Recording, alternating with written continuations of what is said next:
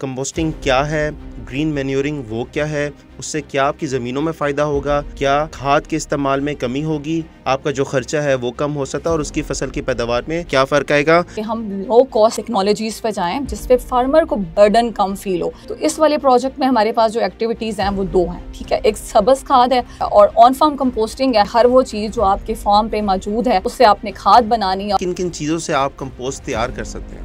अगर हमारी कोई फसलें हैं उसका कोई बचा हुआ चीज़ हमारे पास मौजूद है, जैसे हमारे इलाके में मूंगफली बहुत ज़्यादा होती है, तो उसके बाद जो उसके शेल या उसके छिलके रह जाते हैं, या गंदम है तो उसका अगर जो भूसा है वो ख़राब हो गया, आपके पास हमारे पास कांगरी होती है मूंगफली का जो पीछे रह जाता है, लेकिन हम कहते हैं कि उस वेस्ट से आप खाद बनाएं। और इस कंपोस्टिंग की खाद को हम कहते हैं कि ब्लैक गोल्ड, फ्रूट्स के छिलके, वेजिटेबल के छिलके, ताज़ा पत्ते हो गया, ताज़ा घास हो गई, गोबर हो गया, ये सब मसाला है। आपने उस सारे वेस्ट से काले रंग का गोल्ड बना दिया जो आप जमीन में डालेंगे। जेंडर के हवाले से ख़वातीन का रोल जो है कंपोस्ट को बनाने में, क्या वहाँ पे उनका रोल है और किस हद तक उनकी शमूलियत है? यहाँ पे 70% जो एग्रीकल्चर का काम है ना वो औरतों ने संभाला हुआ है, चाहे वो जानवरों की देखभाल है, चाहे फसलों की देखभाल है। क्या एक तो औरतों की नेचर है कि वो कोई बात भी अपने तक नहीं रख सकती, तो हमने फीमेल को इसलिए इन्वॉल्व किया कि जो बात हम उन्हें बताएंगे वो एक पूरे घर को पता चलेगी और घर से वो बात दूसरे घर तक जाएगी। अस्सलाम वालेकुम, एग्रीकास्ट की एक और एपिसोड में आपको खुशामदीद करते हैं। और आज हमारे साथ दो ख़वातीन सॉइल एक्सपर्ट्स मौजूद हैं जिनका तकरीबन 16 साल का एक्सपीरियंस है फील्ड में, और जो भी सॉइल से रिलेटेड जो भी टेक्नोलॉजीज़ हैं उस पर इन्होंने बहुत ज़्यादा काम किया है। और ख़ास तौर पे फर्टिलाइज राइट प्रोजेक्ट पे क्या ये काम कर रहे हैं, क्या इनके मेन ऑब्जेक्टिव्स हैं। इसके अलावा एक बहुत ही इम्पॉर्टेंट चीज़, एक बहुत ही इंटरेस्टिंग टॉपिक वो है कंपोस्टिंग। कंपोस्टिंग क्या है, ग्रीन मैन्योरिंग वो क्या है, उससे क्या आपकी ज़मीनों में फ़ायदा होगा, क्या खाद के इस्तेमाल में कमी होगी, क्या आपकी कॉस्ट जो है, आपका जो ख़र्चा है वो कम हो सकता है और उसकी फसल की पैदावार में क्या फ़र्क आएगा। तो इस सब पे बात करने के लिए अपने गेस्ट को वेलकम करते हैं। अस्सलाम वालेकुम। वालेकुम सलाम। बहुत शुक्रिया आप लोगों ने आज टाइम दिया और यहाँ पे आप लोग आए, तो बहुत शुक्रिया आप लोगों का। तो डॉक्टर रिफ़त, आपसे गुफ्तगू का आगाज़ करते हैं। थोड़ा सा मुझे ये बताइएगा कि आप लोग सॉकरी से हैं, ठीक है, जो कि ऑलरेडी सॉइल एंड वाटर पे कंजर्वेशन पे काम कर रहा है इदारा। इस प्रोजेक्ट में, फर्टिलाइज राइट प्रोजेक्ट में, आप लोगों का जो पार्ट है, क्या काम आप लोग कर रहे हैं, थोड़ा सा उस पर बताइएगा प्लीज़। बहुत शुक्रिया अरीब। आज जो हम जिस प्रोजेक्ट में जिस के ऊपर हम काम कर रहे हैं, हमारा एक्चुअल जो पर्पस है या मकसद है कि वो ऐसे अपने फार्मर को अल्टरनेटिव मींस बताने, ऐसी क्रॉप्स बताना, ऐसी टेक्नोलॉजी बताना जिससे उनका केमिकल फर्टिलाइज़र के ऊपर स्ट्रेस कम हो सके, उनका NSR कम हो सके। तो हम बेसिकली इस ऑब्जेक्टिव के ऊपर काम कर रहे हैं। ठीक हो गया। अच्छा, मुझे ये बताइएगा कि किस इलाके में आप लोगों का ज़्यादा काम चल रहा है और किन लोगों के साथ आप काम कर रही हैं, थोड़ा सा इस पे भी तो बता दीजिएगा प्लीज़। हाँ, ये आपने बड़ा अच्छा सवाल किया अरीब। हम ज़्यादातर बारानी एरिया में, हमारा इंस्टीट्यूट जो है वो बारानी एरिया को के प्रॉब्लम्स और उनको एड्रेस करता है। और हम जिन फार्मर्स के साथ काम कर रहे हैं वो भी बारानी एरिया, यानी जहाँ पे टोटली एग्रीकल्चर जो है वो बारिश के ऊपर, बारिश पानी के ऊपर डिपेंड करती है। तो हम अपने इंस्टीट्यूट को, हमने जितनी भी हमारी टेक्नोलॉजीज़ हमने डेवलप की हैं वो पटवार को हमने 3 हिस्सों में बारिश के हवाले से डिवीज़न की हुई है। और उसमें हमारा जो अटक का एरिया है वहाँ पे हमारी तकरीबन 500 मिलीमीटर तक बारिश होती है। इसी तरह चकवाल का है। तो हमने जो टेक्नोलॉजीज़ या जो हमने अल्टरनेटिव मींस फर्टिलाइज़र के अपने फार्मर्स के साथ शेयर किए हैं वो भी उसके ऊपर ही हमारी जो रिसर्च है बिल्कुल की है। तो उसमें हम जो है वो ज़्यादातर कॉपी और अपना जो हमारा फार्मर है वो ज़्यादातर तलागंग और चकवाल के एरिया में बेस्ड है और उनके ऊपर हम कॉपी और गवार के ऊपर जो है वो हम काम कर रहे हैं। ठीक है। अच्छा, कुछ टेक्नोलॉजीज़ हैं जो कि इस प्रोजेक्ट में इस्तेमाल हो रही हैं। सबसे पहले तो डॉक्टर सफ़िया आपसे मैं पूछूंगा कि वो क्या टेक्नोलॉजीज़ हैं और उससे एक आम किसान को क्या फ़ायदा हो सकता है। बेसिक जो हमारे जो इंस्टीट्यूट का मैंडेट है वो ये था कि हम लो कॉस्ट टेक्नोलॉजीज़ पे जाएं जिसपे फार्मर को बर्डन कम फील हो, क्योंकि आपको पता है कि पोटोहार एरिया का जो फार्मर है उसका सोशियो इकोनॉमिक स्टेटस उतना नहीं है कि वो बहुत एक्सपेंसिव चीज़ें या वो ले सके। ठीक है, तो हम ये चाहते हैं कि बगैर पैसों के या कम पैसों में उसको वो चीज़ मिल जाए जिसको उसको फ़ायदा ज़्यादा हो। तो इस वाले प्रोजेक्ट में हमारे पास जो एक्टिविटीज़ हैं वो 2 हैं। ठीक है, एक सब्ज़ खाद है। सब्ज़ खाद का ये है कि फार्मर को जो है गुवार और कॉपी पे हम काम कर रहे हैं, तो ये फार्मर को उसका सीड बहुत इजीली मिल जाता है और इसमें उसको कोई ज़्यादा इनपुट कॉस्ट नहीं डालनी, सिर्फ उसको लगाना है और उसको मिक्स करके तो ज़मीन में उससे क्या होगा कि उसका नामियाती मादा बढ़ेगा और ओवरऑल उसका खाद के ऊपर जो प्रेशर डालने का वो कम हो जाएगा। और ऑन फार्म कंपोस्टिंग है, तो ऑन फार्म कंपोस्टिंग के वर्ड से ही ये लगता है कि हर वो चीज़ जो आपके फार्म पे मौजूद है उससे आपने खाद बनानी है और वो खाद जो है वो आपने अपनी फसलों को देनी है, अपनी सब्जियों का या जो भी आप करना चाह रहे हैं, कोई और फार्मर भी करना चाह रहे हैं, तो वो ऑन फार्म कंपोस्ट बना के तो अपनी खेतों में डालता है, तो उससे उसको फ़ायदा होगा। और इसका सबसे बड़ा ये है कि आपको पैसे नहीं खर्च करने, आपको जो है वो आपको ये नहीं होना कि आप मार्केट जाके ख़रीद के लाएंगे और आपको प्रेशर लगे। ठीक है, अच्छा डॉक्टर साहब, आपने अभी कंपोस्टिंग की बात की। कंपोस्टिंग थोड़ा सा एक आम किसान के लिए थोड़ा सा आसान अल्फाज में थोड़ा सा उनको समझाएं कि कंपोस्टिंग है क्या और इससे जो है वो किन किन चीज़ों से आप कंपोस्ट तैयार कर सकते हैं। कंपोस्टिंग एक बहुत जैसे कहे कि फ्रेंडली और दोस्ताना एक प्रोसेस है। ठीक है, इसका अगर आपको एक मेन बात बताऊं तो ये है कि ये ज़मीन को उसका हक वापस करना है कि अगर हमारी कोई फसलें हैं उसका कोई बचा हुआ चीज़ हमारे पास मौजूद है, जैसे हमारे इलाके में मूंगफली बहुत ज़्यादा होती है, तो उसके बाद जो उसके शेल या उसके छिलके रह जाते हैं, या गंदम है तो उसका अगर जो भूसा है वो ख़राब हो गया या वो आपके पास पड़ा हुआ है, या आपके पास हमारे पास कांगरी होती है मूंगफली का जो पीछे रह जाता है, ये वो सब चीज़ें हैं जो फार्मर के पास बहुत ज़्यादा होती हैं और ये सालों साल फार्मर के पास ऐसे ही पड़ी रहती हैं, इसलिए कि ये खुश्क होती हैं और ये खुद ब खुद गलती सड़ती नहीं है।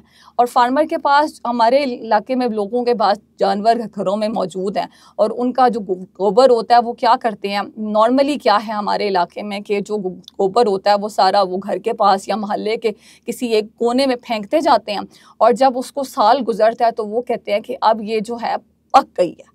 उसको वो फिर क्या करते हैं कि साल के बाद जब कहते हैं कि अब ये पक गई है तो वो उसे अपने खेतों में डाल देते हैं।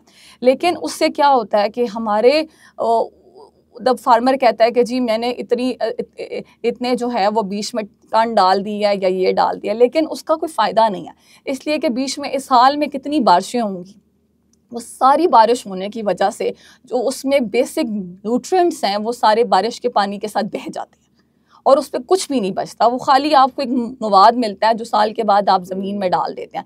तो कंपोस्टिंग के अमल को हम ये कहते हैं कि ये एक ऐसा तरतीब आपको बताती है कि आपने वही चीज़ें हैं, वही जो आपके पास फॉर्म पे मौजूद हैं, जो आप ज़ाया कर रहे हैं या फेंक रहे हैं या इस्तेमाल कर रहे हैं, लेकिन एक तरतीब के साथ आपने सिर्फ करना है। आप वो तरतीब को फॉलो करते हैं और उससे क्या होता है कि आपके पास वही ऑर्गेनिक वेस्ट है जो आप वेस्ट के तौर पे कर रहे हैं, लेकिन हम कहते हैं कि उस वेस्ट से आप खाद बनाएं और इस कंपोस्टिंग की खाद को हम कहते हैं कि ब्लैक गोल्ड। आपने उस सारे वेस्ट से काले रंग का गोल्ड बना दिया है जो आप ज़मीन में डालेंगे, तो उससे क्या होगा कि आपकी सॉइल हेल्थ बढ़ेगी, आपके जो आपको खादें ज़्यादा नहीं लेनी पड़नी क्योंकि उसमें न्यूट्रिएंट कंटेंट भी होंगे, तो इसके फ़ायदे ही हैं अगर आप बना सकें। ठीक है, अच्छा मुझे ये चीज़ बताएं, आप एक तो और किन किन चीज़ों से आप कंपोस्ट तैयार कर सकते हैं, थोड़ा सा ये बताएं, उसका एक तरीका, एक प्रोसेस थोड़ा जो है वो थोड़ा सा एक्सप्लेन करें और कितना एक वक्त लगता है इस कंपोस्ट को तैयार करने में। मैं पहले आपका जो पहले वाले क्वेश्चन का आंसर देती हूँ कि इसमें मटेरियल कौन कौन सा होता है। ये एक ऐसा सवाल है जो नॉर्मली हम जब भी फार्मर से बात करते हैं तो वो कहते हैं कि हम क्या क्या मटेरियल, लेकिन ये हर फार्म टू फार्म वेरी करेगा। अगर ऐसा कोई फार्मर है, चले मैं एक फार्मर की आपको एक डेरे की एक बात करती हूँ कि एक डेरे पे क्या क्या चीज़ें अवेलेबल होंगी। अगर उसके पास जानवर हैं तो उसके पास हर रोज़ का गोबर होगा, चाहे वो गाय हैं, चाहे वो भैंसें हैं, चाहे वो बकरियां हैं, उन सब का जो भी वेस्ट होगा वो उनके पास है। फिर फार्मर जो है वो अपने जानवरों को खाना जो रोज़ का रोज़ देता है वो अगले दिन नहीं इस्तेमाल होता, वो शाम को वो खुरलियाँ साफ़ कर लेते हैं और वो जो सारा वेस्ट होता है वो एक साइड पे फेंक देते हैं, आप उसको वो इस्तेमाल कर सकते हैं। फिर अगर वो उसके पास फसलें हैं तो उसके पास गंदम अगर आई है तो बीच में जो आखिर में भूसा बच जाता है वो उसको नहीं इस्तेमाल करता, उसको एक साइड पे फेंक देता है, वो ही इस्तेमाल हो जाता है। फिर उसके बाद हमारे घर है, क्योंकि एक फार्म की हम बात करें, ऑन फार्म कंपोस्ट, कि आपके फार्म पे जो जो चीज़ें अवेलेबल है। फिर हम हमारे घर भी हैं, हमने रोज़ खाना पकाना होता है, हम फ्रूट्स खाते हैं, हमारे घर सब्जी आती है, तो जो सब्जियों का वेस्ट होता है और जो फ्रूट का वेस्ट होता है वो फ्रेश वेस्ट, उसको भी हम इसमें इस्तेमाल कर सकते हैं। फिर हमारे बच्चे, मतलब हम एक फार्म की बात करते हैं तो हम मुर्गियाँ भी हैं, वो अंडे देती हैं जो हम इस्तेमाल करते हैं, वो उनके एग शेल हो गए। फिर फिर उसके बाद घास फूस हो गया, जो भी चीज़ फार्म पे अवेलेबल है और फ्रेश फॉर्म में या खुश्क फॉर्म में, सूखे पत्ते और फ्रेश पत्ते, ये सब हम कंपोस्ट में इस्तेमाल कर सकते हैं। सिर्फ एक इसमें इशू ये है कि आपने कोई ऐसी चीज़ नहीं डालनी जिससे स्मेल आए, जैसे हड्डियाँ नहीं आपने डालनी, आपने शॉपर नहीं डालने, आपने कागज़ नहीं डालने, आपने कोई ऐसी चीज़ नहीं डालनी जो गले सड़े नहीं, मतलब ऐसी चीज़ नहीं डालनी जैसे आपने लोहा डाल दिया है तो वो भी बीच में गले सड़ेगा नहीं, प्रॉब्लम हो जाएगा। एक चीज़ का थोड़ा सा हमें थोड़ा ख्याल रखना पड़ता है कि हमने ऐसी जड़ी बूटी नहीं डालनी जिसके ऊपर सीड आया हो, कि अगर कंपोस्टिंग के अमल में वो सीड नहीं कंपोस्ट हुआ होगा या डिकम्पोस्ट नहीं हुआ होगा तो वो आपकी फसल के लिए थोड़ा सा प्रॉब्लम कर सकता है। तो थोड़ा सा सिर्फ ये करके कि चीज़ साफ़ सुथरी वाली डालनी है, हड्डियाँ नहीं डालनी, डेयरी आइटम्स नहीं डालने इसमें, मतलब ऐसे नहीं डालना कि जिससे स्मेल आई है कि आपका सालन बचा है तो आपने चलो जी कंपोस्ट में डालें, वो चीज़ें आप ये आपने चीज़ें बता दी, वो चीज़ें। और इसको तैयारी का तरीका, एक फार्म पे गड़े के इसमें हम फार्मर को बहुत सारे ऑप्शंस देते हैं। अगर तो आपके पास ज़्यादा है, आप ये कह रहे हैं कि जी आपके पास एक दिन में टनों के हिसाब से आप मैनेज कर सकते हैं, तो आप ज़मीन के ऊपर बनाएं, क्योंकि आपके पास मटेरियल ज़्यादा है तो आप ऊपर बनाएंगे, ऊपर से स्टार्ट करेंगे लेयरिंग, तो आप क्योंकि इसमें हिलाना भी है, उसको मिक्स भी करना है। लेकिन अगर आप एक छोटे पैमाने से स्टार्ट करते हैं तो हम कहते हैं कि आप 4 बाय 4 बाय 4 से गड्ढे से लेके 5 बाय 5 तक आप एक गड्ढा ज़मीन के अंदर बना दें। इतना अगर ऐसी जगह पे बनाएं जो हमवार जगह हो, जहाँ बारिश का पानी ना आता हो, आपके घरों के बिल्कुल साथ ना हो कि आपके घर की बुनियादें ख़राब हो जाएं, या आपके फ्रूट प्लांट्स या आपके ऑर्नामेंटल प्लांट्स उसके बिल्कुल पास ना हो, क्योंकि वो डिकम्पोजिशन का प्रोसेस हो रहा है। वो होगा, वो चाहे अच्छी चीज़ है चाहे बुरी चीज़ है, वो भी अफेक्ट होगी। तो ऐसी जगह हो जहाँ आपका आना जाना आसान हो, जहाँ थोड़ी सी हवादार हो, सूरज की रोशनी पड़ती हो और आपका खुद आना जाना आसान हो, आपने बहुत दूर नहीं बना। ठीक है, इसको किसी चीज़ से कवर भी करना होता है? बिल्कुल कवर करना होता है। लेकिन आपके पहले सवाल का मैं एंड कर दूं कि आपने जो सबसे पहली ये तय दर तय प्रोसेस है। अगर मैं आपको इसको आसान बताऊं तो ये बिरयानी का प्रोसेस, जैसे मैं कहती हूँ, जैसे हम चावल और सालन की बिरयानी बनाते हैं, तो ये चावल और सालन का कॉम्बिनेशन है। इसमें खुश चीज़ें जो हैं वो चावल हैं, और जो फ्रेश चीज़ें हैं जो ताज़ा हो गए, फ्रूट्स के छिलके, वेजिटेबल के छिलके, ताज़ा पत्ते हो गया, ताज़ा घास हो गई, गोबर हो गया, ये सब मसाला है। तो आपने इन दो को ताज़ा और खुश चीज़ों का ब्लेंड बना के, लेकिन सबसे पहली तय जो लगानी है वो आपने खुश्क की लगानी है, उसके बाद आपने जो है फ्रेश चीज़ों की लगानी है। और हिस्सा जो हम एक कॉम्बिनेशन कहते हैं, जो बेसिक, क्योंकि हमने बाद में इसके पैरामीटर्स भी देखने होते हैं, तो वो हम कहते हैं कि तीन रेशो जो है वो खुश्क हो और एक हिस्सा जो है वो ताज़ा का हो, क्योंकि खुश्क ज़्यादा होता है, ताज़ा ज़्यादा नहीं होता। तो आपने जो है वो ज़्यादा चीज़ जो है वो 3 हिस्से डालनी है जो खुश्क है, और जो फ्रेश वाली है वो आपने 1 हिस्सा डालनी है। ऐसे आपने हर तय पे थोड़ा थोड़ा पानी डाल के उसे कंप्लीट करना है, मतलब वही खुश्क ताज़ा के साथ आपने पूरे एंड तक जाना है। और ऊपर आपने कवर देखी, ऊपर काली शीट दे देनी है। लेकिन काली शीट भी ये नहीं कि आपने कंपलसरी, अगर काली शीट नहीं है तो आप खाद नहीं बनेगी, नहीं, उसका सिर्फ एक मकसद है कि उस पर हवा अगर बहुत तेज़ चलती है तो आपका मटीरियल उड़ जाएगा, अगर बारिश बहुत पड़ती है तो वो भी उस आपकी अफेक्ट होगी। फिर हम फार्म की बात करें, फार्म पे हम ये नहीं कर सकते कि ये वाला जानवर ना आए या वो वाला जानवर ना आए, तो आपने उसे कवर दे देना है कि ताकि उसका टेम्परेचर मेंटेन रहो और बाहर की जो कोई भी चीज़ है उससे उसका अफेक्ट ना। ठीक है, इसमें कितना वक्त लगता है तैयारी में? इसमें एक जैसे मैंने एक बताया कि मटेरियल बहुत इंपॉर्टेंट है, कि मटेरियल कौन सा होना चाहिए, खुश्क हो, ताज़ा हो। फिर पानी का मैंने आपको बताया, फिर इसमें हिलना आपने इरेट करना है। फिर इसमें सबसे बड़ी चीज़ ये है कि आपका टेम्परेचर मेंटेन करना है। और दूसरा कि साइज़ छोटा, जितनी चीज़ का साइज़ छोटा होगा इतनी वो जल्दी बनेगी। अगर आप बहुत जल्दी बनाना चाह रहे हैं तो आप जो चीज़ चाह रहे हैं उसको छोटा करके डालें, तो आपको 45 डेज़ के अंदर अंदर बहुत अच्छी कंपोस्ट मिल जाएगी। अगर साइज़ थोड़ा बड़ा होगा तो फिर हम वही बात है कि जितना उसको कंपोस्ट करने में टाइम लगेगा, सर्दियों में थोड़ा ज़्यादा लग जाता है क्योंकि टेम्परेचर मेंटेन, आपको एक हाई टेम्परेचर तक जानी होती है कंपोस्ट, और जो गर्मियों में थोड़ा जल्दी बन जाता है क्योंकि टेम्परेचर बहुत जल्दी वो पहुंच जाता है वहाँ तक। ठीक है, आपने तरीकाकार बता दिया कि कंपोस्ट तैयार कैसे करना है, किस चीज़ से तैयार करना है। ये बताइएगा कि जब वो तैयार हो जाएगा आपने उसको खेत में डालना है, तो 1 एकड़ में कितना कंपोस्ट जो है वो आप डालेंगे? हम कहते हैं कि आप 4 टन पर एकड़ के हिसाब से डालें। अच्छा। क्योंकि आपने इसकी CN रेशो जब ये बन जाती है तो नॉर्मली फार्मर जो है अगर वो खुद नहीं टेस्ट कर मतलब खुद नहीं कर सकता, वो अपने किसी लैबोरेटरी से उसको टेस्ट करा लेता है, या EC या pH हम कहते हैं कि बहुत इजीली पता चल जाती है। फिर उसमें क्या होता है कि उसके और बहुत सारे पैरामीटर हैं कि आपको पता चल रहा है कि अब वो स्मेल नहीं आ रही या बिल्कुल बन चुका है, आपको पता नहीं चल रहा कि क्या सब्ज़ था क्या खुश्क था।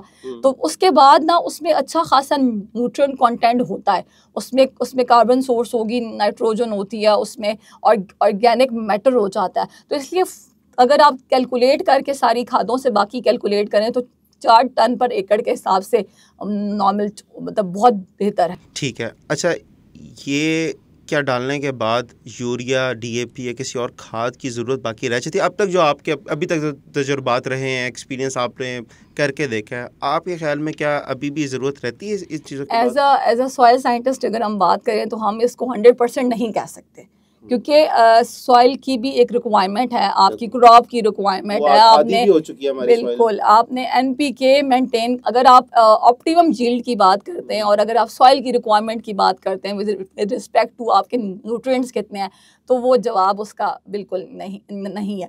लेकिन हमारे फार्मर, और पहले हमने बात की थी कि उसके पास इतना पैसा नहीं है कि वो अपने बच्चों की ज़रूरतें पूरी करे, अपनी बाकी ज़रूरतें पूरी करे, कि वो खाद नहीं ले सकता। एक खाद की बोरी 16,000 तक पहुंची हुई है, तो ठीक है, उससे फार बेटर है कि वो कुछ ना डाले, उससे बेहतर है कि वो कुछ डाल दे।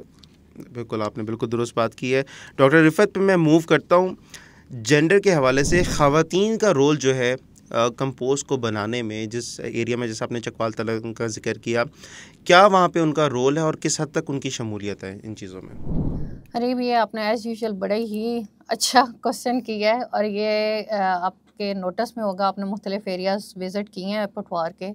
यहाँ पे 70% जो एग्रीकल्चर का काम है ना, वो औरतों ने संभाला हुआ है, चाहे वो जानवरों की देखभाल है, चाहे फसलों की देखभाल है, ये क्या।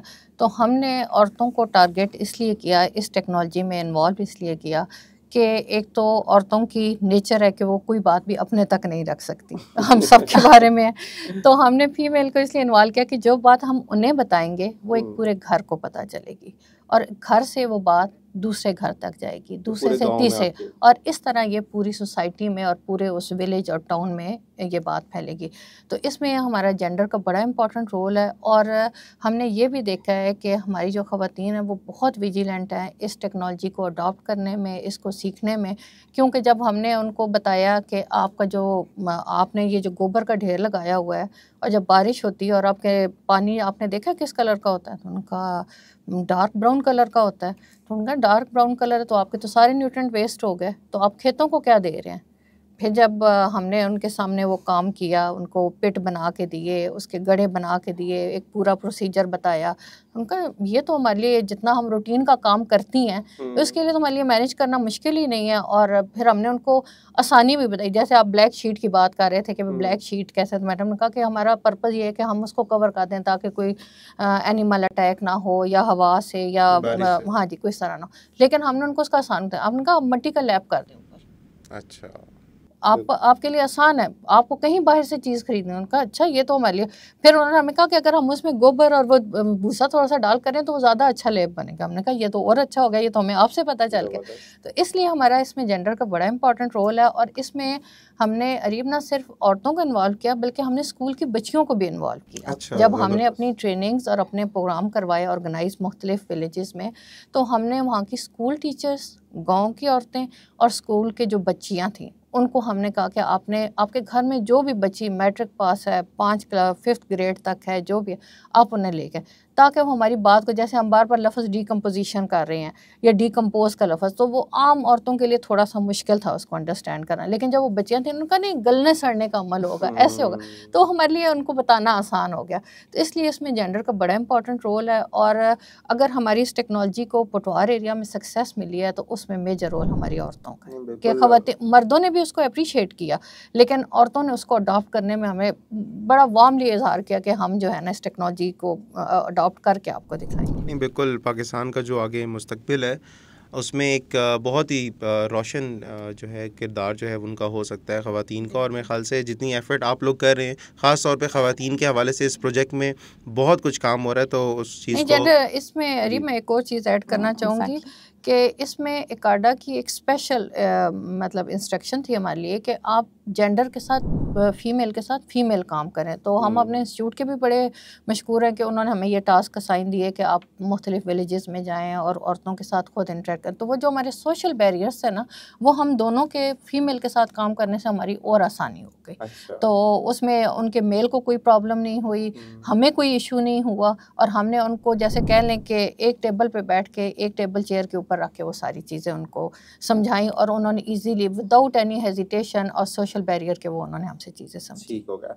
नेक्स्ट हम टॉपिक पे जो मूव करते हैं वो है ग्रीन मैन्योरिंग का टॉपिक, लेकिन उससे पहले अगर आपने किसान मददगार को सब्सक्राइब नहीं किया तो फ़ौरन जो है वीडियो को स्टॉप करके किसान मददगार को सब्सक्राइब कर लें, ताकि अगले आने वाले दिनों में जो भी इम्पोर्टेंट वीडियोस होगी वो आप तक टाइमली पहुंच सकें। डॉक्टर फर, आपसे ही मैं ये सवाल करूंगा, ग्रीन मैन्योरिंग क्या चीज़ है? Farm composting, on farm composting तो आपने बता दिया, लेकिन ग्रीन मैन्योरिंग वो क्या टेक्नोलॉजी है?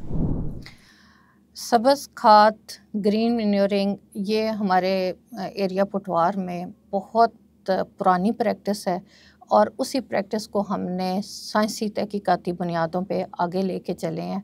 और ये वो प्रैक्टिसेस थी जो कुछ अरसे में हमारी का थी। खत्ता पटवार की ज़मीन, इसमें कोई शक नहीं, बड़ी ज़रख़ेज़ ज़मीन है, लेकिन पे दर पे आपको पता है कि काश्तकारी का अमल जो है वो बहुत तेज़ी से बढ़ा है, और हम चाहते हैं कि एक साल में 2 क्रॉप्स लें, 3 क्रॉप्स लें। तो उससे ये हुआ है कि ज़मीन की ज़रख़ेज़ी का अमल पूरी तरह मुतासिर हुआ है। तो जैसे बार बार हम कह रहे हैं कि हमारे जो खत्ता पटवार के किसान हैं उनकी इतनी सोशो इकनॉमिक कंडीशन इतनी अच्छी नहीं है, वो कहते हैं कि हम ऐसे जो हैं वो मीन्स उनके लिए डेवलप करें कि वो उधर रहते हुए उनको केमियाई खादों के ऊपर उनका इंसार कम से कम हो। तो उसमें सब्ज़ खाद को आप ये समझें कि जब ये हमारी बड़ी पुरानी क्रॉप्स हैं, जैसे कि सब्ज़ खाद से मुराद ये है कि ऐसी फसल हम लगाएं जो कि सब्ज़ हालत ही में हम ज़मीन को वापस कर दें। आपके जहन आजकल आपने एक बड़ा लफ्ज़ सुना है, रीजनरेटिव एग्रीकल्चर। ठीक है, रीजनरेटिव एग्रीकल्चर क्या है? रिसाइकलिंग है, बेसिकली रिसाइकलिंग है। तो ये एक किस्म की जो सब्ज़ खाद है, हमारी सब्ज़ खाद एक किस्म की निगरान हुकूमत है। आपको पता है कि हमारी ज़्यादातर जो बारिशें हैं पाकिस्तान में वो मानसून के सीज़न में होती हैं, और उसमें जो हमारा खत्ता पटवार में जो हमारा मोनोक्रॉपिंग सिस्टम है कि हम साल में एक फसल लेते हैं, तो इस टाइम पे हमारी जो ज़्यादातर खेत होते हैं वो खाली होते हैं, उसके ऊपर कोई क्रॉप्स नहीं होती। लेकिन जब हमारे पास बहुत ज़्यादा बारिशें होती हैं तो जो हमारी ज़मीन की ज़रख़ेज़ तय है वो उसके ऊपर से रिमूव हो जाती है, बह जाती है, और उससे हम कहते हैं हमारी ज़मीन की बुर्दगी का अमल शुरू हो जाता है। तो उसके लिए अगर आप ये कहें कि ये जो सब्ज़ खाद है ये एक किस्म की हमारी निगरान हुकूमत है, निगरान फसल है, ठीक है। ये 3 माह की क्रॉप है, वो बचाती भी है कि वो हम इसको बारिश का सीज़न शुरू होने से पहले अपनी ज़मीन तैयार करके लगा देते हैं। और इसके जो लगाने का अमल है, मेरा ख्याल है आपका अगला सवाल होगा कि हमें कब लगानी चाहिए और बिल्कुल बिल्कुल ऐसे, और कौन सी फसलें, ये भी ज़रा बता देंगे। बिल्कुल, मैं आपको वो भी मैं बता देती हूँ। ये भी मैंने आपसे पहले आपके एक सवाल का मैं जवाब दे दूँ कि ये कौन कौन सी फसलें हैं। इसमें हमारी जो फसलें हैं वो लोबिया ज़्यादातर जो है वो मीडियम रेनफॉल एरिया, जहाँ पे हमारी बारिशें 500 से लेके 800 मिलीमीटर तक होती हैं, वहाँ पे इसके नताइज बहुत सक्सेसफुल हैं। और इस पे तकरीबन साकरी का 16-17 साल का काम करने का तजर्बा है, और हमने ये भी महसूस, ये हमारे तहकीक से साबित हुआ है कि इस फसल को लगाने से जो हमारी अगली क्रॉप आती है जो कि गंदम की क्रॉप है, अगर हमारी लोबिया की फसल कामयाबी से लगी है और रोटावेट हुई है तो हमारी अगली फसल के ऊपर उसकी जो पैदावार है 16% 1% जो है वो उसकी पैदावार अच्छा, बढ़ सकती है। अच्छा, बिल्कुल। और इसी तरह जो हमारा अटक का एरिया है उसमें जो हम गवारे की क्रॉप है, लोकल ज़बान में उसे गवारा कहते हैं, हम लोग उसे गवार कहते हैं। तो गवार की जो है वो क्रॉप अटक के एरिया में लगाई जाती है, जहाँ पे हमारी जो सालाना बारिशें हैं वो तकरीबन 300 से लेके 500 मिलीमीटर तक होती हैं मुख्तलिफ एरियाज़ में, ठीक है। और इसी तरह एक सिसबेनिया या जंतर की फसल है जो कि हम सोहावा, जेलम और पिंडी के एरिया के लिए रिकमेंड करते हैं, और वहाँ यहाँ पे हमारी बारिशें 800 से लेके 1000 मिलीमीटर 1200 मिलीमीटर तक होती हैं। तो मैं जिक्र कर रही थी कि ये हमारी निगरान फसल है। निगरान फसल इसलिए मैं इसे कहती हूँ कि इसने 3 माह तक रहना है, ठीक है। इसकी हम जो काश्त है वो 16 जून के बाद शुरू कर देते हैं। 16 जून से लेके हमने 30 जून तक इसकी काश्त मुकम्मल करनी होती है कि हमारा वतर कैसा है उसके मुताबिक। और उसके बाद 15 अगस्त के बाद इसको हम देखते हैं कि हाँ, इसको जो रोटावेट करने का जो बेस्ट टाइम है ना, सब्ज़ भी ज़रा इसकी मुख्तलिफ स्टेजेस हैं, ये पहले निकलेगी, फैलेगी क्या, तो हमने इसको किस स्टेज पे रोटावेट करना है। इसकी फली बनने से पहले जहाँ मैक्सिमम इसकी वेजिटेटिव ग्रोथ हो जाए, जितना ये फैल सकती है फसल ये फैल जाए, और लेकिन इसकी फली ना बनी हो, इसके फूल निकलने वाले हों, हल्की हल्की सी इसकी फलियों की हमें पता चल जाए कि निकलने वाली हैं, तो इसको आप ज़मीन के अंदर रोटावेट कर दें ताकि ये जो है वो अच्छी तरह ज़मीन के अंदर गल सड़ जाए और जो हमारी आने वाली क्रॉप है। और इसका ये एक नामियाती बेसिकली इसका काम यह है कि यह हवा से नाइट्रोजन, ये सब्ज़ खाद है, हवा से नाइट्रोजन लेती है और ज़मीन को नाइट्रोजन देती है। तो इससे फिर हमारा जो फर्टिलाइज़र है, आप कह लें नाइट्रोजन बेस्ड जो फर्टिलाइज़र है, उसका इस्तेमाल कम होता है अगली क्रॉप। ठीक है, आपने बताया तकरीबन 16% तक उसकी पैदावार में जो है वो इजाफा होता है फसल में। क्या सिर्फ पैदावार में इजाफा होता है या फिर क्वालिटी में भी कोई फ़र्क आता है प्रोडक्ट की? इस पे कोई आप मेरे ख्याल से अभी रिकॉर्डिंग से पहले हम बातचीत भी कुछ कर रहे थे, आपने एक मिसाल भी दी थी, वो ज़रा प्लीज़ ऑडियंस को बताइए। जी, ये देखें कि हमारे इस एरिया में इतने अच्छे नताइज निकले हैं कि ज़रा प्रोजेक्ट में हमारे पास लिमिटेड स्लॉट हैं फार्मर्स के, और उसमें जहाँ पे हमने ये ट्रायल करने हैं, 2 फार्मर हमने मीडियम और लो रेनफॉल में हमने सेलेक्ट की हुई हैं। जब हम उन फार्मर के पास इस साल क्रॉप लगाने के लिए गए तो उन्होंने कहा कि हमने, आप तो अपने उस जगह पे साइट पे आप लगाएं, लेकिन हमने अदर देन उस साइट के इतने एरियाज़ के ऊपर, एकर्स के ऊपर इसको रेप्लिकेट की है। इतनी फसल हमने लगाई है। इसका मतलब है कि उनकी वीट की, उनकी गंदम की फसल की पैदावार इतनी अच्छी आई है कि उन्होंने उसको मज़ीद अपने हमारे कहे बगैर उन्होंने ख़ुद से उसको रेप्लिकेट किया और आगे मज़ीद जो है वो किया। तो इससे हमारी फसल, ना सिर्फ फसल अच्छी होती है बल्कि हमारी ज़मीन की सेहत बहुत बेहतर होती है। हमारी ज़मीन को नामियाती मादा मिलता है। कुदरती तौर पे जो पाकिस्तान की ज़मीन है, यहाँ पे नामियाती मादा 1 से कम है, 1% से कम है।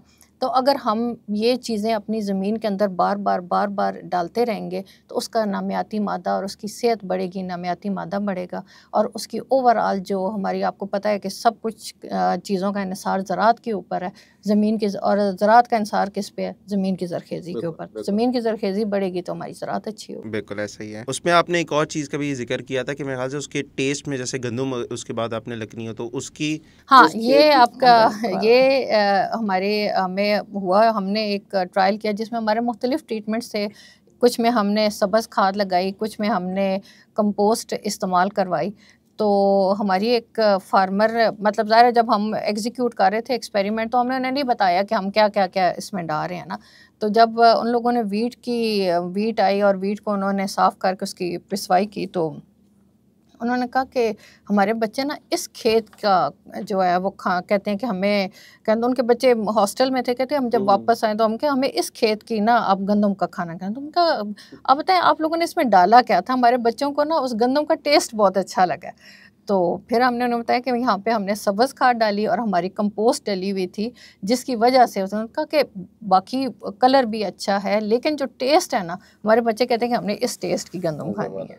तो ये हमारी बड़ी, मतलब ना सिर्फ पैदावार में जो है वो इजाफा हुआ, बल्कि जो क्वालिटी ऑफ प्रोडक्ट है, जो हमारा गंदम है, गंदम का दाना जो है, उसके जायके में भी आप सब बता रही हैं। तो ये बड़ी ज़बरदस्त चीज़ है और मेरे ख्याल से इस टेक्नोलॉजी को आगे भी जो है वो पाकिस्तान के और भी किसानों तक अगर आप इन बातों को पहुंचाना चाहते हैं तो हमारी वीडियो को ज़्यादा से ज़्यादा शेयर करें। इसके बाद एक बहुत एंड में इम्पॉर्टेंट सवाल, इसकी कॉस्टिंग पे, बहुत आप लोग इसमें इंटरेस्टेड भी होंगे, बहुत से लोग आप में से जानना चाहते होंगे कि भाई इसको तैयार करने में कंपोस्ट को कितना ही खर्चा आ जाता है, या फिर अगर आपने बतौर सब्ज़ खाद अगर आपने कोई फसल लगानी है तो उसका क्या एडिशनल खर्चा आएगा कि भाई वो हमारी वो चीज़ ये ना हो जाए कि हमारे ऊपर और बर्डन आ जाए और बोझ तले हम चले जाएं।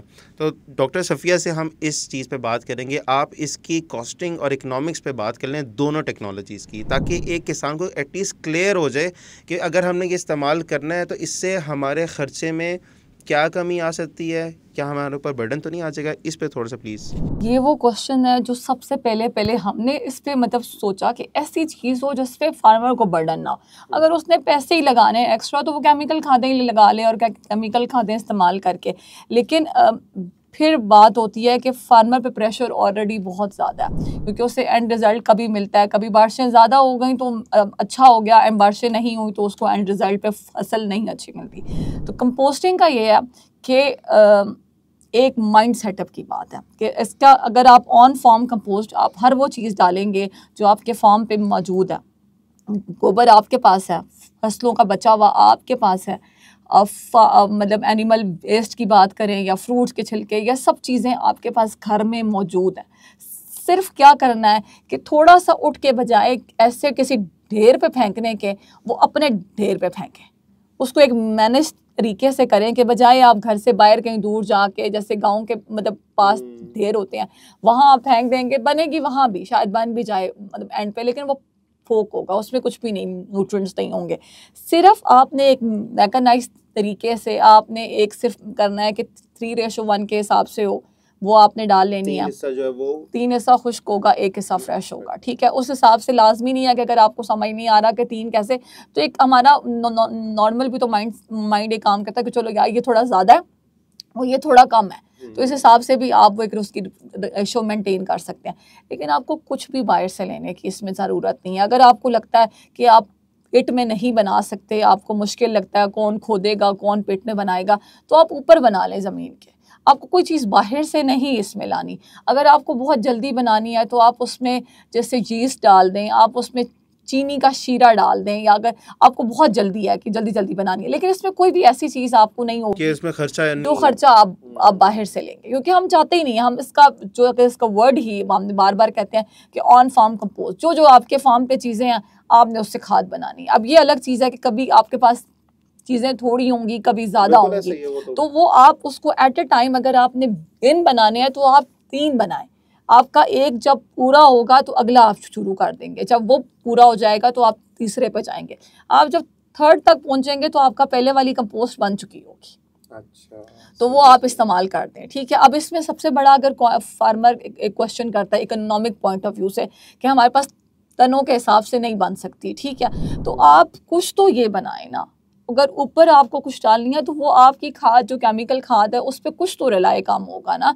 अगर आप एक बोरी डालते हैं, आप केमिकल खाद ही डालते हैं, तो कुछ तो ये आपको रिप्लेसमेंट देगी। ऐसा ही है, और इसके आपकी सॉइल की हेल्थ बेहतर हो, वो जो बेनिफिट्स हैं वो ज़्यादा हैं। अगर आपकी हेल्थ है, अभी मैडम ने बताया कि उसकी टेस्ट में फ़र्क आएगा, सॉइल की हेल्थ में आएगा, माइक्रोबियल एक्टिविटी ज़मीन। तो इकोनॉमिक्स इस पॉइंट, मतलब इस वाली टेक्नोलॉजी में सिर्फ आपने एक उसके पैटर्न को फॉलो करना है और उसमें आपने कोई चीज़ बाहर से ख़रीद के नहीं लानी। बिल्कुल ऐसे ही। और अगर आपको कोई भी कन्फ्यूजन होती है कि भाई कितना हिस्सा मैं मिसाल के तौर पे 1 टन में बना सकता हूँ, तो मैं 1 टन डालूंगा तो साथ मुझे कितनी दूसरी खाद डालनी होगी, तो आप हमारी हेल्पलाइन जो नीचे दी हुई किसान मददगार की, आप इस पर कॉल करके हमसे रब्ता कर सकते हैं।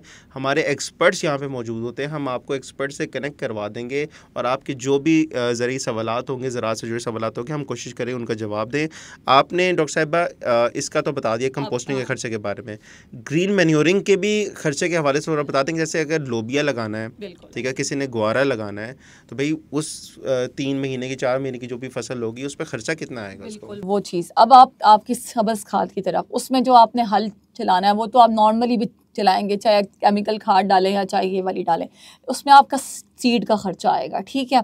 सीड का खर्चा भी ये है कि अगर आप आप किसी मंडी से ले लेंगे तो आपको प्राइस वहाँ से कम पड़ जाएगी, या आप किसी अच्छे डीलर से जहाँ पे आपको लगता है कि नहीं ये रिलायबल है, क्योंकि सीड क्वालिटी भी बहुत इंपॉर्टेंट चीज़ है, हमें कहीं कहीं जगह पे फेस करना पड़ता है।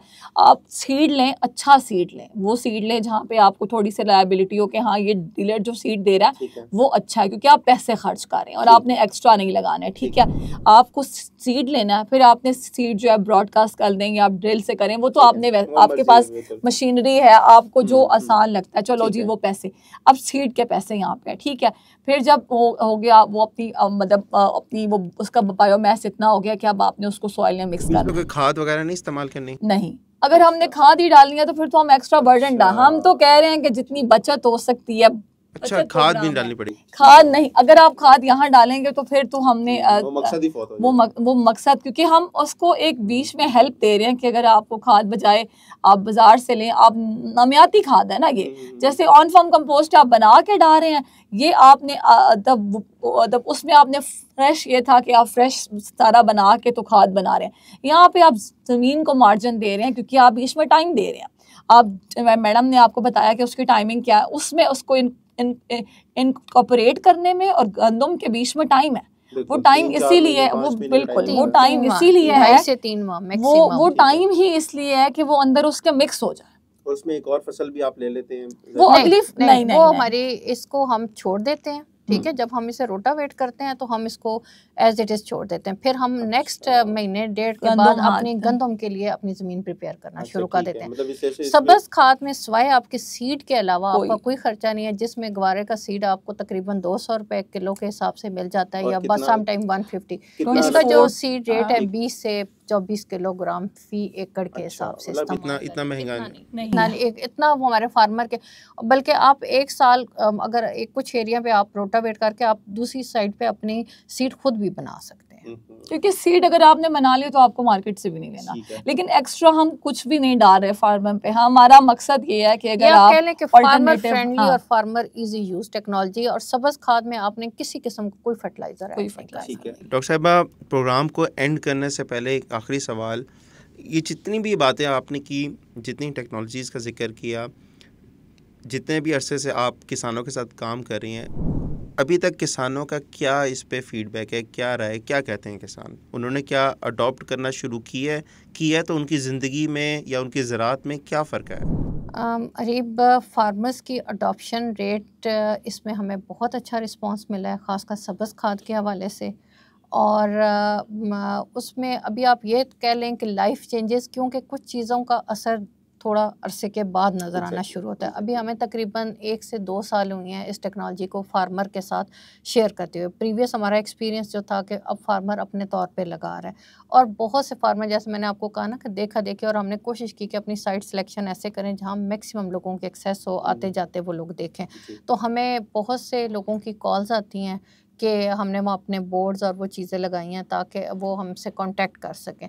तो इसमें फार्मर का रिस्पांस बहुत अच्छा है, और वो चाहते हैं कि उनको, ख़ासकर जब हम बताते हैं कि आपकी ज़मीन खाली छोड़ने से इस तरीके से ज़ाया हो रही है और कवर कर देंगे तो आपकी नेक्स्ट क्रॉप को ये फ़ायदा पहुँचेगा, तो उसमें वो उनका ऐसा इस पॉइंट पे वो आके कन्विंस होते हैं कि वो हमें कांटेक्ट करते हैं, और हमें फार्मर का बहुत अच्छा रिस्पांस मिल रहा है। तलागंग एरिया में मैंने आपको जैसे अपने फार्मर की बताई कि हमने तो उसकी 1 एकड़ पे या आधे एकड़ पे लगाई, लेकिन उसने कितने एकड़ के ऊपर खुद जाके उसको रेप्लिकेट किया और खुद लगाई ये फसल, खुद खरीद के। तो अगर उसे कोई बेनिफिट नज़र आ रहा था तो तभी उसने बिल्कुल किया। नहीं, मेरे ख्याल से जितनी भी बातें यहाँ पे हुई हैं, वो आज से पहले इस तरह की इन्फॉर्मेशन जो है वो चैनल पे नहीं हमारे साथ आई। तो आप का कोई भी अगर सवाल है, आप मज़ीद अगर कोई भी मालूमात हासिल करना चाहते हैं इन सब चीज़ों से मुतालिक, तो कमेंट पे लाजमी बताएं। आपके कमेंट हम रेगुलरली पढ़ते हैं, और उसको पढ़ने के बाद उस पे हम वीडियो जो है अपनी वीडियो में वो चीज़ें शामिल भी करते हैं। तो आपने लाजमी जो है आपके जो भी सवालात हैं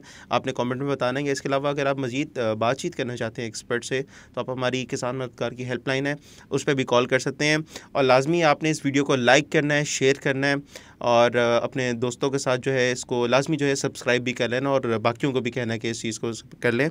और बहुत शुक्रिया आप लोगों का। मेरे ख्याल से प्रोग्राम को वाइंड अप करते हैं, और इंशाल्लाह अगली किसी वीडियो में आपसे मुलाकात होगी। अपना ख्याल रखिएगा। अल्लाह हाफ़िज़।